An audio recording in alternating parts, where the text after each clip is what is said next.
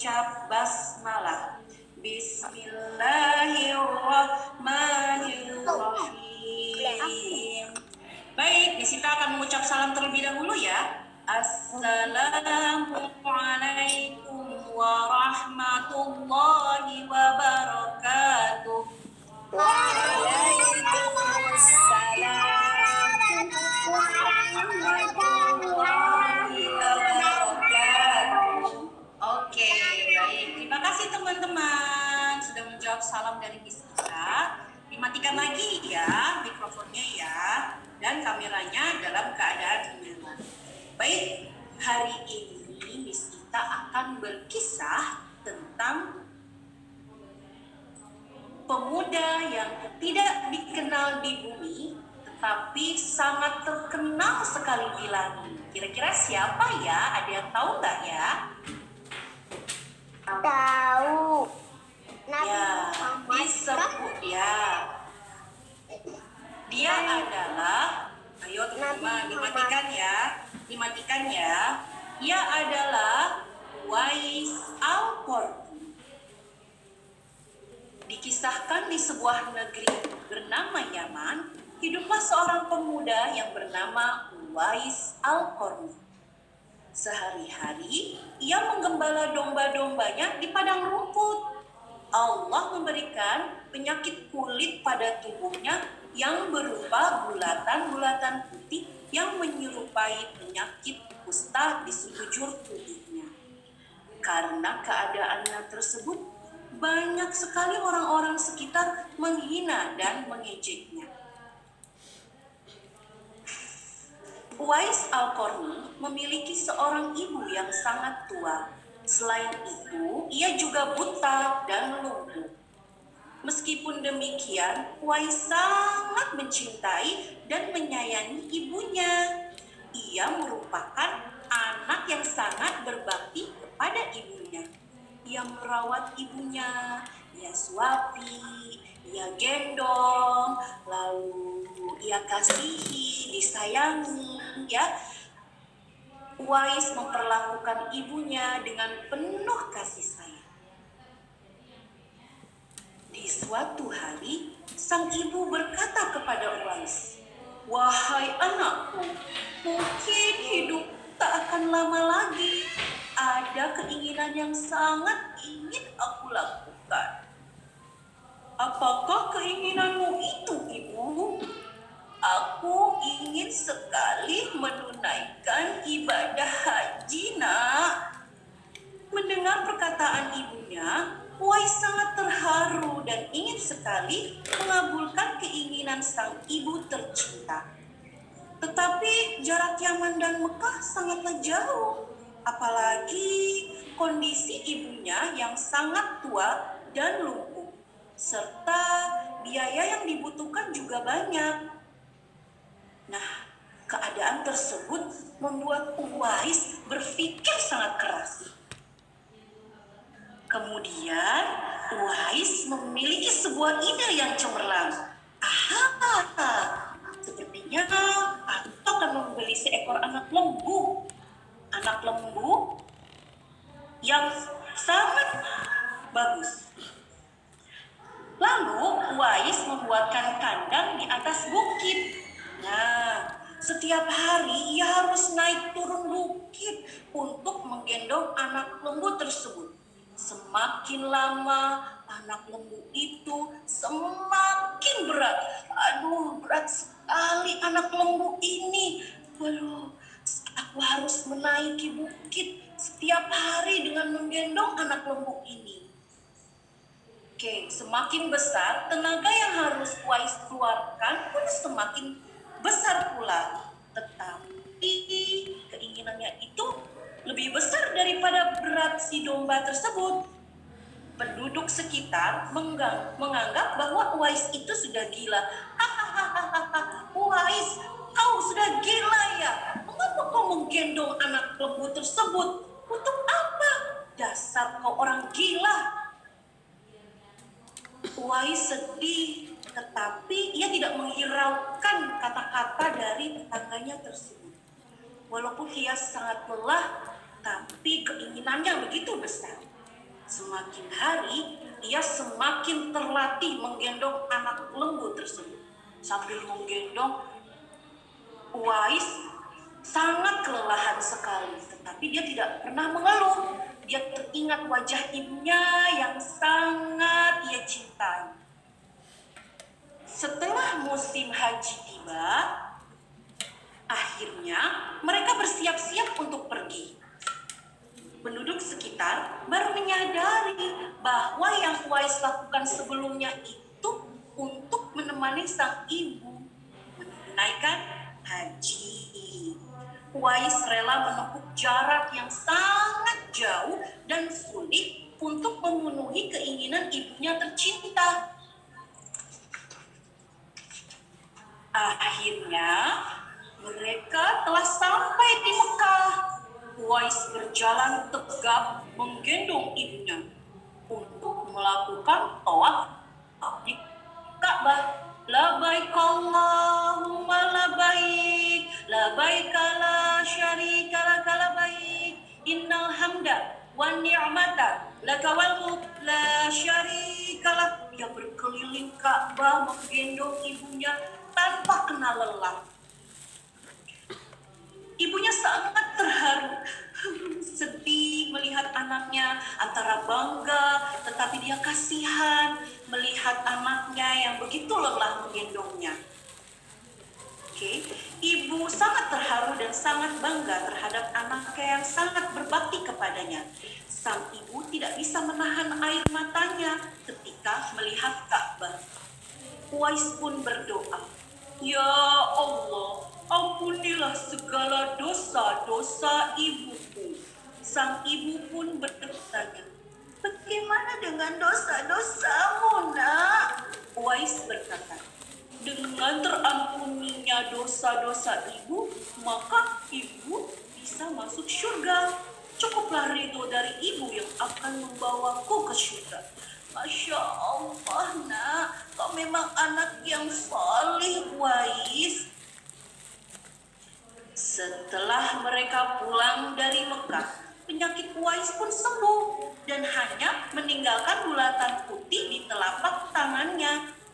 Betapa sangat bersyukurnya Uwais kepada Allah Subhanahu wa Ta'ala. "Alhamdulillah ya Allah, penyakitku telah sembuh. Ya Allah, Kau telah mengabulkan doa-doa aku. Penyakitku sembuh dan ibuku telah menaikkan haji." Pada suatu hari, ia meminta izin kepada ibunya untuk menemui Rasulullah Shallallahu Alaihi Wasallam yang ada di kota Madinah. Uwais akan berjanji setelah ia menemui sang Rasul, ia akan segera kembali. Sang ibu sangat memahami kecintaannya sang anak kepada Rasulullah Shallallahu Alaihi Wasallam yang sangat besar. Oleh karena itu, ia mengizinkan anaknya bertemu sang Rasulullah Shallallahu Alaihi Wasallam. "Pergilah nak, temui Rasulullah Shallallahu Alaihi Wasallam yang sangat kau cintai. Lalu segeralah pulang. Ibu akan menunggumu di sini." "Benarkah ibu? Ibu, terima kasih ibu. Aku akan segera kembali apabila sudah bertemu beliau." "Berhati-hatilah nak di jalan. Jaga dirimu baik-baik." "Baik ibu." Uwais sangat gembira sekali mendapat izin dari sang ibu dan segera berangkat ke Madinah untuk menemui Rasulullah Shallallahu Alaihi Wasallam. Setelah sampai Madinah, ia bertemu dengan istri Rasulullah Shallallahu Alaihi Wasallam, Aisyah radhiyallahu anhu, dan mengabarkan bahwa Rasulullah sedang tidak ada di rumah. Beliau sedang berperang. Mendengar berita itu, Uwais sangat bersedih. Namun, di sisi lain, ia juga berpikir keadaan ibunya yang sudah tua dan sendirian di rumah. Akhirnya, Uwais pun pulang dengan perasaan yang sedih. Lalu, ia menitipkan salam Rasulullah Shallallahu Alaihi Wasallam melalui istrinya Aisyah radhiyallahu anha. Beberapa hari kemudian Rasulullah pulang dari berperang dan ia bertanya kepada istrinya, "Adakah orang yang sedang mencariku selama aku pergi?" "Ada ya Rasulullah, beberapa hari yang lalu ada seorang pemuda yang ingin sekali bertemu denganmu. Ia berasal dari Yaman, tetapi ia tidak bisa menunggumu ya Rasul, sebab ibunya sedang sakit di rumah." Suatu hari Rasulullah Shallallahu Alaihi Wasallam berpesan kepada kepada sahabatnya Umar bin Khattab dan Ali bin Abi Thalib, "Di zaman kamu nanti akan ada manusia yang namanya sangat masyhur dan doanya sangat makbul. Kalian berdua carilah dia. Dia akan datang dari arah Yaman. Dia dibesarkan di Yaman. Apabila kau berjumpa dengannya, mintalah doa untuk kalian berdua." Akhirnya Uwais tidak berjumpa dengan Rasulullah Shallallahu Alaihi Wasallam sampai beliau wafat. Betapa sedih dan luka hatinya. Ia ditinggalkan orang yang sangat ia cintai, yaitu Rasulullah Shallallahu Alaihi Wasallam. Ya Allah, kenapa aku tidak bisa bertemu dengan Rasulullah yang sangat aku cintai? Tidak mengapa, aku akan terus mengingatnya. Beberapa tahun kemudian, Uwais meninggal dunia. Ketika meninggal, banyak sekali orang-orang yang hadir untuk mengurus jenazah Uwais. Penduduk yang hadir ketika itu sangat terheran-heran. Tiba-tiba banyak orang yang tidak dikenal berebut untuk mengurus jenazahnya. Padahal Uwais manusia biasa saja, seorang penggembala kambing yang sangat miskin. Siapa orang yang tidak dikenal itu?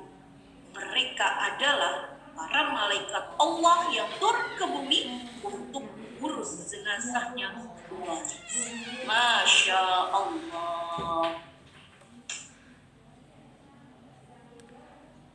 Nah, inilah dia para malaikat yang sedang mengurus jenazahnya Uwais. Uwais adalah seorang pemuda yang tidak dikenal di dunia, tetapi kenal di akhirat. Pesan dari kisah ini, kita bisa mengambil ibrahnya, yaitu kita harus berbakti kepada orang tua, terutama kepada ibu yang melahirkan kita, yang mengurus kita di waktu kecil, menyusui, serta memberikan kita kasih sayang setiap hari 24 jam tanpa henti. Oleh karena itu, Uwais lebih memilih mengurus ibunya ketimbang ia menunggu Rasulullah untuk bertemu dengan Rasulullah. Nah, karena yang ia lakukan tersebut, Rasulullah menjaminnya itu dia terkenal di akhirat. Nah, oleh karena itu, teman-teman semua harus berbakti kepada ayah dan ibu. Tidak boleh membantah perintahnya, berteriak, berkata kasar, melawan, atau marah-marah kepada orang tuanya. Karena surganya teman-teman adanya di ibu kalian. Oke, baik. Tadi kita sudah mendengar kisah tentang Uwais Al-Qarni, seorang pemuda yang tidak dikenal di bumi, tapi sangat terkenal di langit. Masya Allah, teman-teman, semuanya sudah mendengarkan kisahnya dengan baik ya, teman-teman ya. Oke, nah hari ini storytellingnya atau berkisahnya sudah selesai. Kira-kira pesan apa saja yang bisa teman-teman dapatkan dari kisah ini? Nah, kira-kira apa ya yang bisa kalian dapatkan?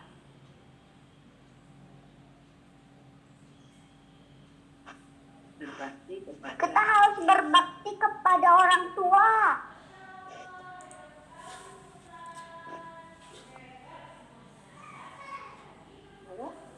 Zeta ke mute. Masita kamu. Ya, baik. Terima kasih. Hebat sekali Sultan. Masya Allah. Keren. Kita harus berbakti kepada orang tua. Terutama siapa? Orang tua kita masuk surga. Ayah bunda. Ya, betul. Terutama dengan bunda, ya. Karena bunda, kenapa sih kita harus berbakti terutama dengan bunda? Karena bunda yang mengurus kalian, yang melahirkan kalian, yang mengandung kalian selama 9 bulan, bersakit-sakit, ya, lelah-lelah, berpayah-payah selama 9 bulan, habis dari 9 bulan, terus melahirkan juga gitu, sudah sakit. Kamu masih bayi, sangat rentan sekali, dirawat, disusui selama 2 tahun, ya, seperti itu. Tetapi sama ayah juga harus berbakti, bukan berarti dengan ibu saja, tapi dengan ayah juga. Oke, baik, Bisita akan memberikan pertanyaan kepada teman-teman yang tadi sudah mendengarkan kisah Uwais Al-Qarni, ya. Kira-kira apa ya pertanyaannya, ya? Teman, mau jawab nggak pertanyaan dari Bisita? Oke, baik. Nah, siapa yang bisa jawab ya? Siapakah pemuda yang terkenal di langit? Siapa namanya? Benar sekali. Namanya Uwais Al-Qarni. Keren. Uwais, ya. Dongengnya bikin ngantuk. Masa sih? Oke. Enggak, bikin seru. Oh, bikin seru katanya. Sultan bikin seru. Oke. Tadi bagus ya ceritanya, ya. Iya. Baik. Nah, siapakah yang dirawat oleh Uwais di rumah?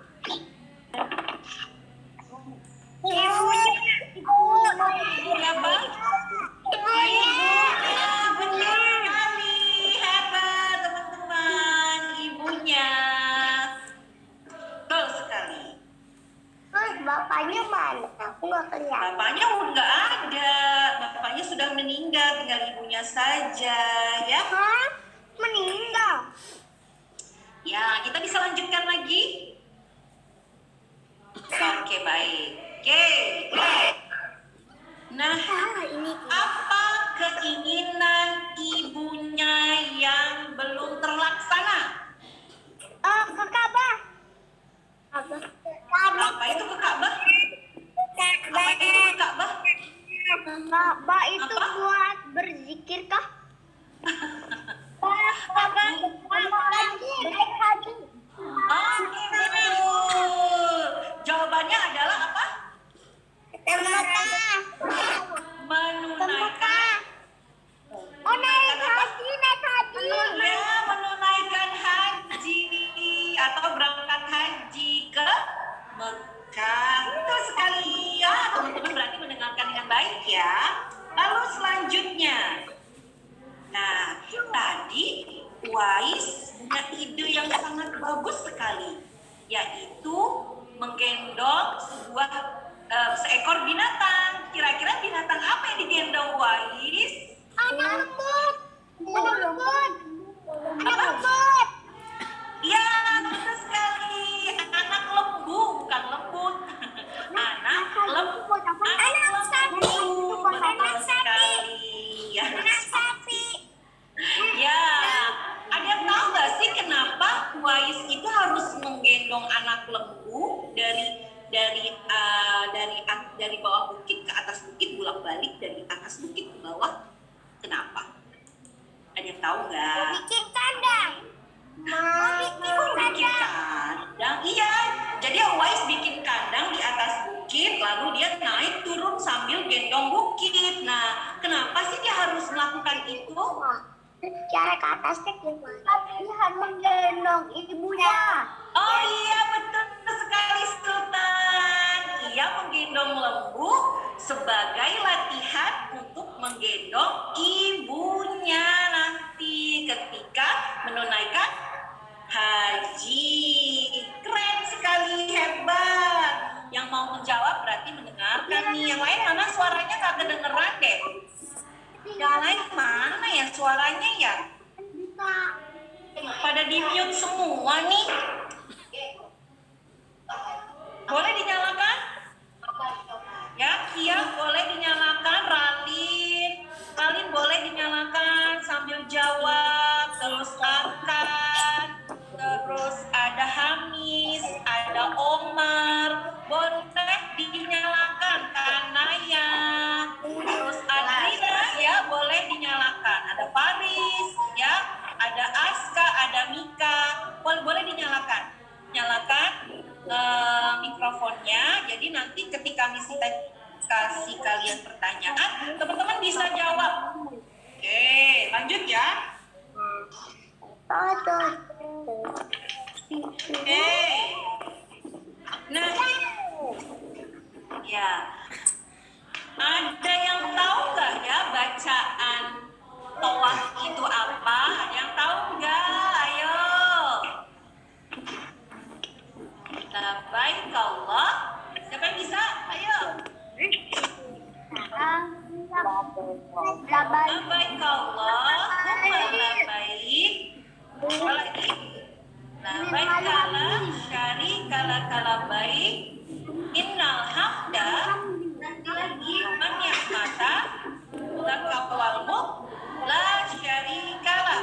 Wah, nanti teman-teman kalau yang mau pergi haji atau pergi umrah pasti mengucapkan zikir seperti itu ya. Ya Allah, aku datang padamu ya Allah, seperti itu ya. Nanti kalau kalian kalau kalian berhaji atau berumrah, kalian pasti akan melihat Ka'bah ya. Nah, setelah pulang dari Ka'bah, dengarkan teman-teman, dengarkan dulu. Setelah pulang dari Ka'bah, apa yang terjadi kepada Uwais? Ayo, setelah pulang dari Ka'bah, apa yang terjadi kepada Uwais? Iya, Pak. Bertemu dengan Nabi Muhammad. Oh, belum tepat ya. Nih, Uwais sangat bersyukur sekali. Nah, kira-kira apa ya? Ini kan habis pulang dari Mekah nih, ya kan? Habis dari berhaji. Terus tiba-tiba yang di kulitnya itu kenapa ya? Sembuh. Ah, ya betul sekali. Sembuh ya. Jadi penyakitnya Uwais itu sembuh. Ya, meninggalkan apa?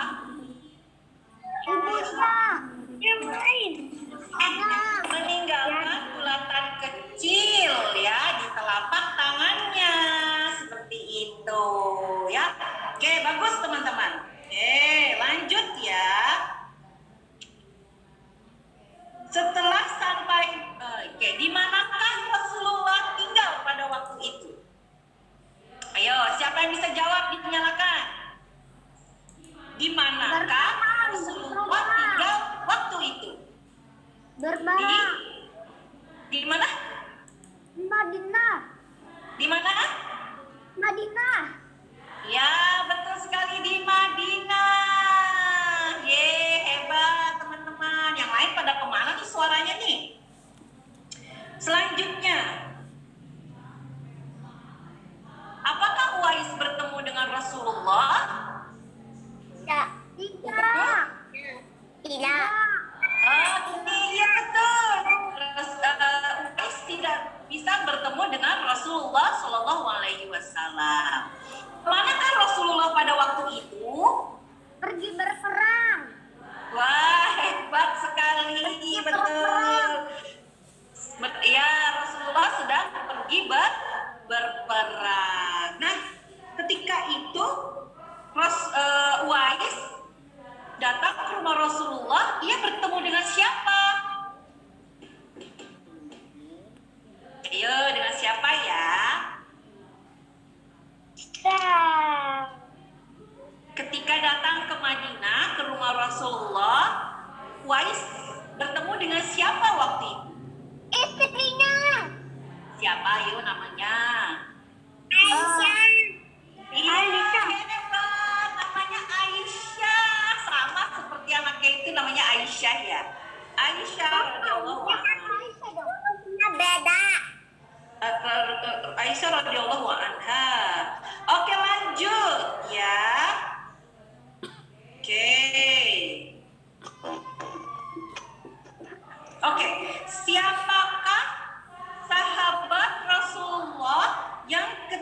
itu diberikan pesan oleh kepada Rasulullah. Siapakah sahabat? Ada dua. Sahabatnya ada dua. Siapakah itu sahabatnya? Umar bin Khattab. Iya betul, Umar bin Khattab. Satu lagi? Ali bin Abi Thalib.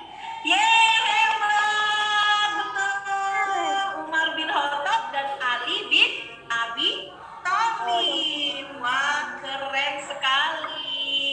Pintar ya teman-teman ya. Lalu ketika Uwais meninggal, banyak sekali orang yang datang yang tidak dikenal sama sekali oleh manusia dan merawat jenazahnya Uwais. Siapakah orang-orang tersebut? Malaikat yang diutus oleh Allah. Ya, hebat sekali. Malaikat yang diutus oleh Allah. Ya, malaikat yang diutus oleh Allah. Allah mengurus jenazahnya. Masya Allah, hebat teman-teman. Keren. Kita kasih buat jempol hari ini buat teman-teman semua yang sudah ikut berpartisipasi berkisah hari ini. Nah, teman-teman, dari kisah hari ini, teman-teman harus banyak mendapatkan ibrah atau manfaat atau sisi baik dari cerita tersebut. Udah mulai saat ini kurangin marah-marahnya sama bunda, ya, ngambek-ngambeknya sama bunda. Terus apa lagi? Terus marah-marah sama bunda, ya. Jadi tidak boleh. Kenapa? Karena kalian sulit nanti mendapatkan surga kalau kalian itu marah-marah terus sama bundanya, ya. Siapa yang mau masuk surga angkat tangannya? Siapa yang mau masuk surga angkat tangan? Saya. Oh, semuanya mau ya masuk surga. Jadi kalau teman-teman mau masuk surganya cepet banget, yaitu dengan berbakti kepada orang tua, terutama kepada ibu ya, karena ibu yang selalu Pada ayah juga, pada ayah juga. Iya betul, sama ayah juga ya. Kenapa ada hadis? Siapa yang harus berbakti? Aku harus berbakti kepada siapa? Kepada ibumu sekali, dua kali. Siapa lagi? Kepada ibumu. Lagi siapa lagi? Katanya kepada ibumu ya. Jadi ibunya tuh sampai 3 kali disebut sama Rasulullah. Ibumu, ibumu, ibumu. Yang terakhir baru bapakmu ya. Jadi teman-teman harus taat dan patuh kepada ayah dan ibu. Oke teman-teman. Kalau mau masuk surga tidak boleh marah-marah ya. Pokoknya tidak boleh berbuat kasar kepada orang tua, tidak boleh marah-marah, tidak boleh membantah ya, membantah perintahnya orang tua. Misalnya seperti ini. Siapa ya? Oh, misalnya gini. Hey, namanya siapa ya? Kita cari orang yang gini. Oh, namanya Jono. Misalnya gitu ya. Jono, mama mau minta tolong boleh tidak? Apa mah? Tolong bawakan mama minum di dapur ya. Nggak mau oma. Aku males, aku mau nonton TV. Wah, kira-kira boleh nggak ya seperti itu? Nggak boleh. Iya nggak boleh, betul sekali. Itu namanya membantah dan tidak taat. Itu namanya tidak taat kepada orang tua. Padahal mamanya sedang minta tolong ya. Jadi harus dibantu. Gitu. Keren semua teman-teman. Oke, tadi kita sudah mendengarkan kisah dari Uwais Al-Qarni. Terus kita sudah tanya jawab sekitar kisahnya Uwais Al-Qarni. Nah, karena waktunya juga sudah jam 10, kita sudahi kegiatan kita hari ini ya teman-teman ya.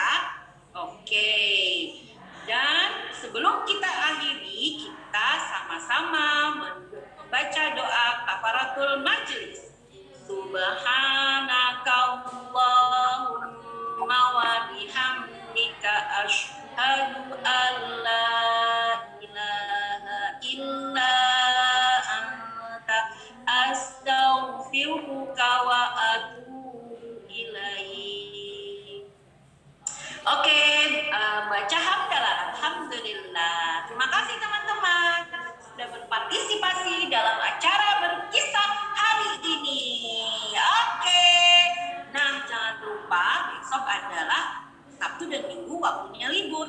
jangan lupa terus murojaah di rumah. Surat yang sudah dikenali oleh ustazah boleh diulang-ulang lagi di rumah ya. Boleh murojaah bersama-sama ya. Adalah jam 6 pagi selalu di setel alarm harus main sepeda. Oh, Jam 6 bukan pagi murojaah gitu, malah main sepeda gitu ya. olahraga dulu. Olahraga, oke baik. Jadi jangan lupa murojaah teman-teman. Ya, jaga kesehatan, banyak minum air putih, makan buah, makan sayur, ya, makan makanan yang bergizi. Oke? Nah, kalau Misalnya pagi toge teman-teman sama istirahat di kangkung. rumahnya. Oke, toge sama kangkung. Wah, cuma toge sama kangkung, banyak sekali. Ada brokoli, ya, kan banyak ya sayuran. Jadi kalau teman-teman, Pisang. ya, banyak istirahat. Kalau waktunya istirahat tidur siang teman-teman harus tidur ya, karena kalian masih masa pertumbuhan. Oke, teman-teman. Oke, terima kasih teman-teman untuk kegiatan kita hari ini. Kita akhiri dengan mengucap wassalamualaikum warahmatullahi wabarakatuh. Waalaikumsalam warahmatullahi wabarakatuh.